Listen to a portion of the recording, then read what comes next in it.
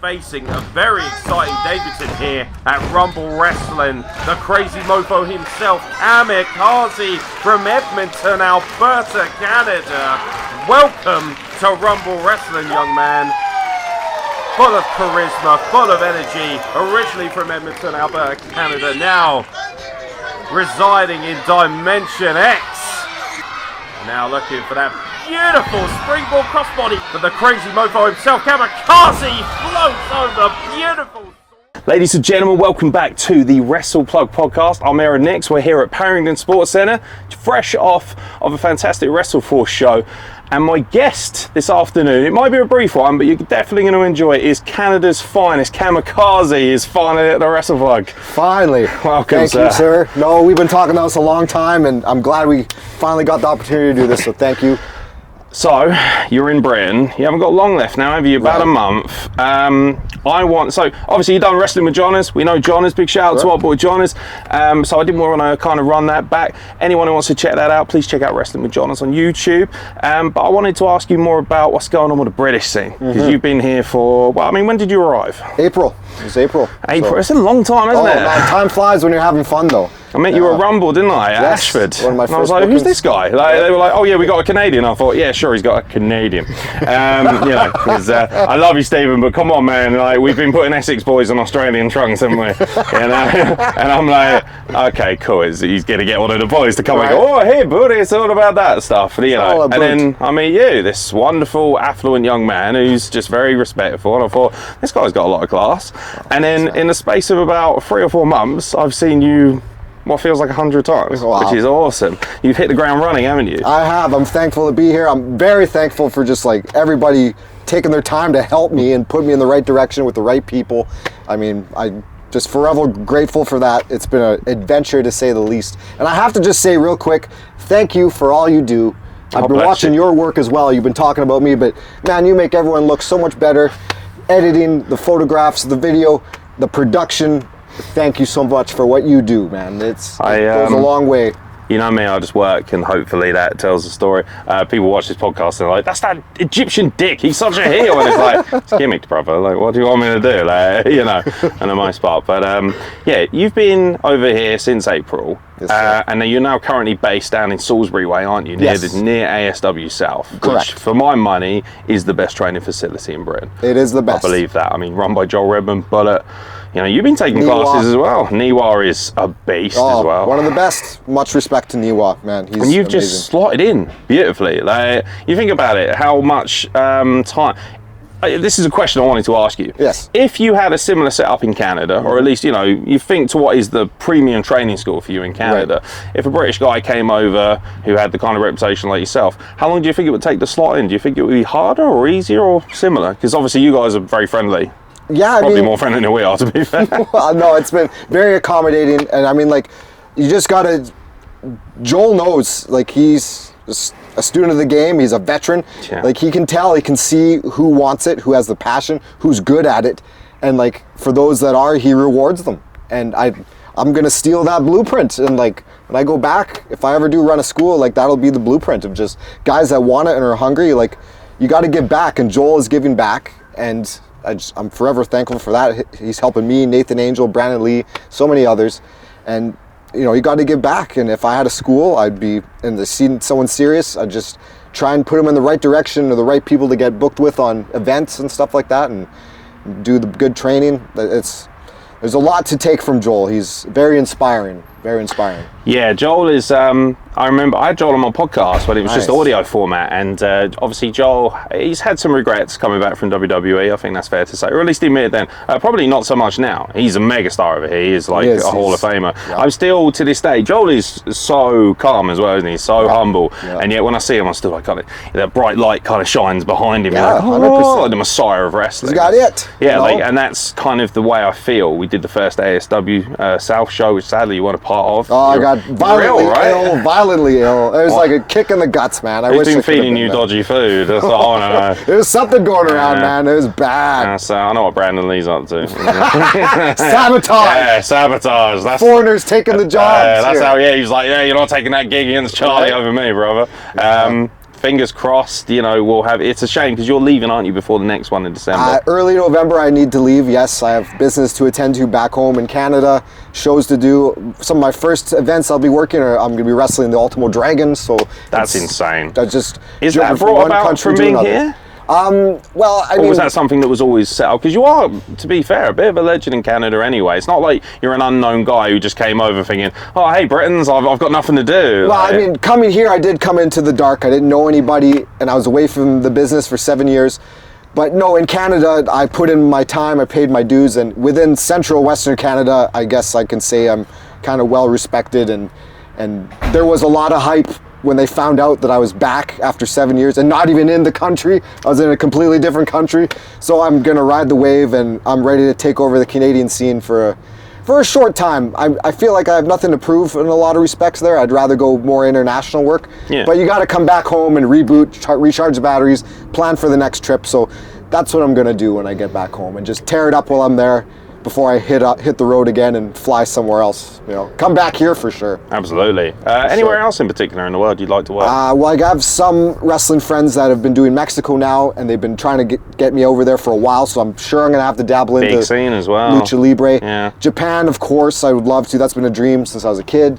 Especially return here, yes. Yeah, the United States, I think I should get back dabbled in there as well. How much work have you done in the US? I've been some independent promotions. I've been in Connecticut, Massachusetts, Nevada, Florida. Covered a fair amount. Yeah, there's been several here. I'm just starting. Missouri. Yeah, I got around there a bit throughout the time. Yeah, I've had two Canadian wrestlers on, Josh Alexander and Persephone Vice, who are well known in their area. Obviously, everyone knows Josh, you know, yes, Impact World Champion, well, and X Division champion. He's done well. And obviously, you've had a chance to work in Impact as well, haven't you? Yes, I had a little tryout there. I was in the Gut Check Challenge in 2011. I don't know if you remember that. Yeah. They're doing like an online voting. One of my friends is doing the one this year in the UK, which is very cool. Actually, so, yeah, that has my attention. You might see Kamikaze pop up in that too. You never know.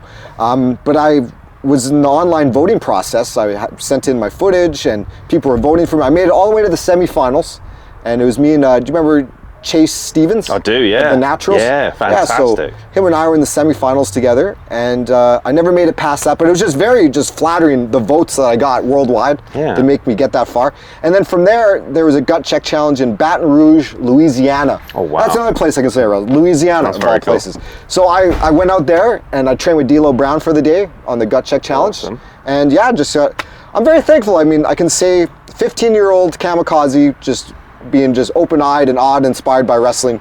He'd be so proud, and I want to keep trying to make him proud. Like, I've got to wrestle in a Ring of Honor ring, a TNA ring, a WWE ring. So I mean, it's been cool. The experiences have been awesome, and sometimes I don't stop and reflect enough about it and think about it. I'm just always on the move, never satisfied. We're all guilty of that. I think suppose. Particularly the high-end professionals like yourself, you probably, you just want to, you get consumed by it. You're trying to consume as much content as possible. Yeah. You have a very lovely attitude. You know, I'm sort of, privy to working with so many people. I'm not going to bury anyone, obviously, but people have different attitudes in locker rooms. Sure. Some guys, think they're hot shit, even if they're not. Some guys are hot shit and act like they're hot shit, and vice versa. And, all these different things. Has it always been that way for you? Have you always been very calm about wrestling? Can you remember a time when you ever lost your temper? Yeah, I guess so. With things, you just get hot at certain things. But no, I've always been a pretty serene, calm person.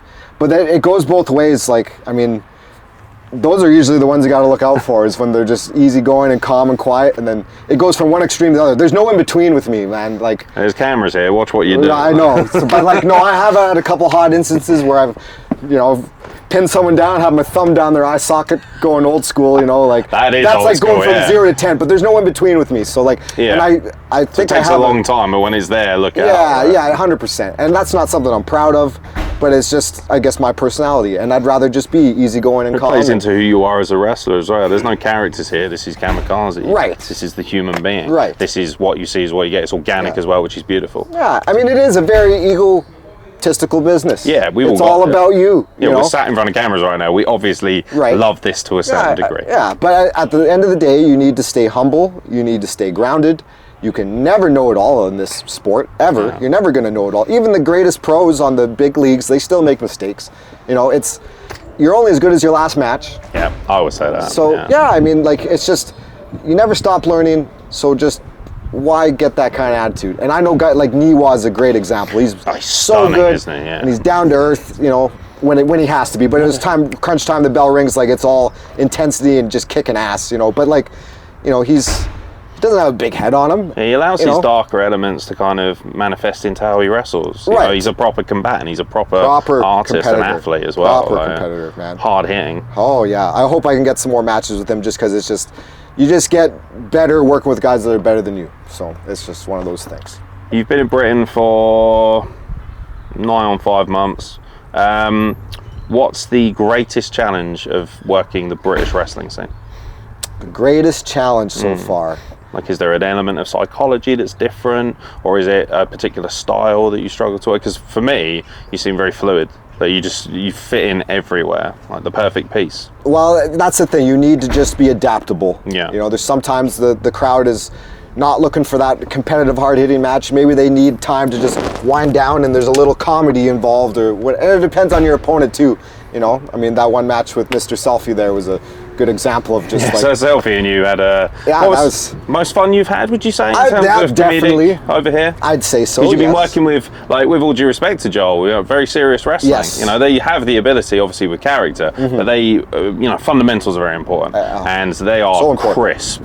Like, doing that All-Star show was a real honour for me, because it was like a case of, I've been entrusted to record something that is actually quite pure and iconic, not just a show. This is something that's actually an established, and obviously All-Star is the oldest promotion in Britain as well. That's another thing, yes. Just something you've had a chance to work for as well. Very thankful for that. Actually, 7 years ago, I was supposed to come here, I was booked with Brian Dixon, I was supposed to come over here and do the holiday camps for him, and then, you know, life just got in the way, and I kind of just got out of the business and gave up on myself. Kind of went through a bit of a down period for myself. So I'm very thankful to be here. I never thought I'd be here doing this again. It's a shame, isn't it? You didn't get a chance to work for Brian. Did you get a chance to meet him? I did not get a chance to meet him. May he rest in peace, and my condolences to his family. But I do find it full circle that, you know, I was supposed to come here 7 years, work for All-Star, but now I'm getting like a second chance to do that. So it's been great. I'm very thankful for that. So, in terms of British wrestling, who hits hardest so far, would you say? Bullet.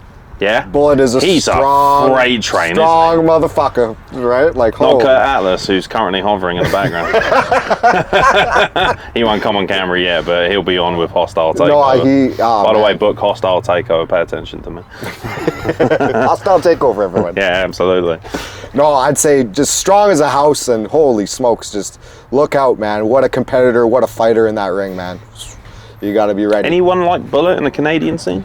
Yeah, there's some big boys for sure. Hoss Wrestling still alive. Yeah, those super heavyweights, they're essential, man. I mean, like, that's traditionally what sells, puts asses in seats in those main events, is the big heavyweights in a lot of respects. So what's it like being hit by Bullet? Does it hurt as much as it looks? Oh man, I remember coming in for a shoulder tackle and just getting knocked on my ass and just looking up and be like, oh boy, gonna have to use my speed and agility for sure with this guy. Like, yeah, you gotta just improvise out there, you know. People see me as like a sizable lad, and then I remember meeting Bullet and thinking, nah, you're right. He scares the shit out of me. An absolute monster. Force to be reckoned with, no doubt. Now, the heavyweight division, especially the super heavyweight division, is on the rise here, which is good, because I feel like a lot of what we've seen from North America, particularly AEW and things like that, has kind of seeped his way in. So it's nice to have heavyweight wrestlers like Brandon Lee, Nathan Angel, even the referee Martin Raymond's excellent. So he's giving me the wanker sign, but you know what he forgets is it's 18 plus. So you can chat all this shit. Oh my god! This guy's a baddie. I was putting you over, man. My god! When are you coming on the pod as well? Look at these guys. Look at them. Look at the size of these boys. That was the thing when I first came here. I was like, these guys are tall, man. Yeah, Jeez, I know. Please. Their heads will probably cut off from the camera. That's the most terrifying thing. Get down Duck down. Get down to our level. Yeah, get down there, boys. Get down here. One of the hardest working referees I've seen in a long time. This guy just goes and goes. Yeah, this is a great crew of people, man. So Happy to be here. On the cooking show. That's weird because we just insinuated that you gave him food poisoning, so he couldn't make the AS. Yeah, I felt sabotaged during the ASW South. Great match against Charlie, by the way. Great match. Good stuff. Recorded it. Watch it on YouTube. It's gangster. Thank you for coming, boys. Pleasure. Book Martin Raymondson as well. He's the best referee in the country. What a hard-working man. One of the best. Very impressed. That right there, though, sums up All-Star, doesn't it? As a brotherhood. Everyone gets on so well. And obviously Martin's not a part of All-Star itself, but one of the most decorated referees we have. You know, when we're after a 2-hour session, 3-hour session at the school, like we're cooling down, we're stretching, we're all in like a circle.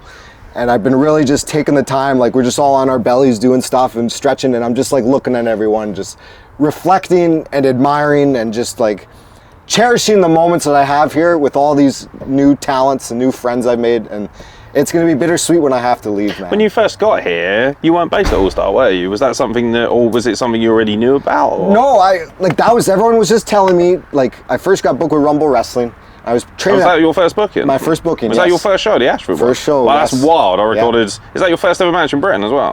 Not the one that we met at. No? I was there at a carnival show before. I did a rounds match, actually. Damn it. Who was that with? Who did you work first? I worked with a man. He hadn't wrestled in like almost 7 years himself. Oh, really? Actually, 10 years. His name was Matt Gass, the Gas Man, Matt Gass. Oh, wow. Yeah, I met him at Play Fight because I trained at Play Fight for 2 months. And he put in a word I could come along and do this show for Rumble Wrestling. Tom Dawkins, right? His school. Mm-hmm. Yes. Yeah, Cara Noir. Yes, trained with him for a bit. Yeah. He's excellent as well. Yes, yep, talented. You would have worked with a lot of the more affluent, more athletic-based guys there as well. Right, yeah. Do you value as much, like over here, we really value the basis of training as many places as possible, learning different styles. I imagine that's the same for you. It is. I mean, like, you have a central base at first when you break in and you learn your fundamentals, but there comes a point where like you got to spread your wings and fly. You got to work with different people that are better than you, different trainers, go to seminars, camps, tryouts. Like you got to get out there and start traveling, and it takes money to make money. You got to put in the money with the miles, invest in yourself, don't you? the tryouts, the fees you got to pay for that stuff. So you got to invest in yourself, like you said, 100%. Absolutely. We'll keep it nice and short, so we'll cut it short. But one final question before we leave: what is the biggest bugbear of British wrestling for you? If I said to you, you got to change something about British wrestling fundamentally, you think, maybe not necessarily because it's a negative, but it's something that you're looking for, potentially to change, or maybe you think it could be added to British wrestling. That's a great question. I chose to come here because I could speak the language still, and I just knew psychologically wise, it's similar to North America still. Actually, it's very similar. Like, we've adapted a lot of that style over the years. Yeah, even our world of sport stuff has modified itself to suit that. Yeah. Yeah, but it's just the psychology is the same because I know Lucha Libre's had a heavy influence over the years, but in a lot of respects, a lot of it just doesn't make any sense. And I'm a stickler. I'm old school. I'm a traditionalist, and I feel like everyone's been working that style and adapting that style. And I would like to think I'm a master of being different and standing out from everyone. One of the most adaptable wrestlers I've met. Why would I want to just train and get into lucha like everyone else is doing right now? So I thought British wrestling's probably where it's at. And it is. You guys are so busy. The work's consistent. I really can't say anything to add.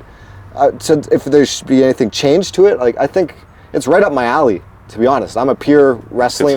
British wrestling, it's up Kamikaze's alley. It is. No innuendos, you carry you little perverts out there. We're definitely going to have you on again. Oh, thank you for your time. It's been a real pleasure, mate. You're one of the best friends I've made this year. But we're very thankful to have you. I'm thankful to be here. How long do you reckon before you get back? Another month to go here in October, so I hope we can do some more before I'm out of here. We'll get this out, obviously, well before you leave. So if you have a chance, if you see Kamikaze book, check him out, because he's only going to be here for a number of weeks. That's right. But he will be back. I guarantee he will be back. Otherwise, we'll fly to Canada and drag him back over. That's right. My brother, thank you very much, mate. It's been a pleasure. Thank you so much. Thank you.